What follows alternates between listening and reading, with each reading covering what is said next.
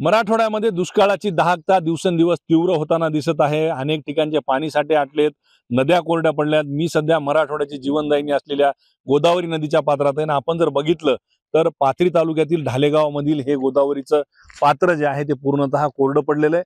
आणि दुसरीकडे जर बघितलं तर ज्या बंधाऱ्यावरून सिंचनाचा त्याचबरोबर पाण्याचा प्रश्न जो आहे पाथरीचा आणि इथल्या काही गावांचा मार्गी लागतो तो बंधारा सुद्धा ढालेगावचा पूर्णतः कोरडा ठाक पडलेला आहे आणि हा खडक दिसून येतोय।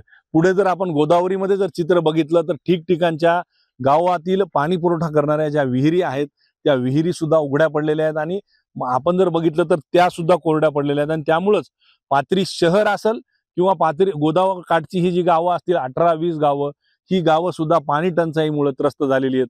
मागच्या महिनाभरापासून पाथरी शहराला पाणी पुरवठा होत नाहीये, कारण नगर परिषदेची मोटर जी आहे ती जळाली होती आणि ती दुरुस्त करण्यात आली नाही। आता दुरुस्त करण्यात आली तर इथं या गोदावरीमध्ये पाणी नाहीये, त्यामुळे कुठेतरी पाथरीकरांना मोठ्या पाणी टंचाईचा सामना करावा लागतोय।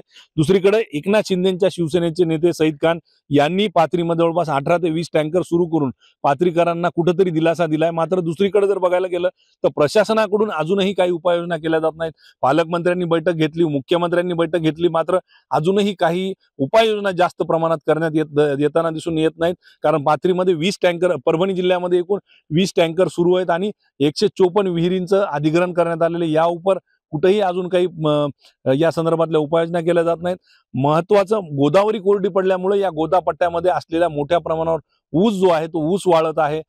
जनावरांना पिण्याचं पाणी नाहीये, चाऱ्याचा प्रश्न आहे, त्याचप्रमाणे सामान्य माणसांच्या सुद्धा पिण्याचा प्रश्न यामुळे निर्माण झाला। आणि कुठेतरी प्रशासनानं आता याकडे गंभीरतेनं बघणं गरजेचं आहे। कारण मान्सून जरी वेळेत येणार असला, जरी हवामान खात्याने सांगितलं तरी पाऊस केव्हा पडेल, त्या पाण्याचा साठा केव्हा होईल आणि त्यानंतर पाणी पुरवठा केव्हा होईल हा प्रश्न आहे। त्यामुळे प्रशासनानं कुठेतरी आता या उपाययोजनेच्या दिशेने पावलं उचलणं गरजेचं बनलंय।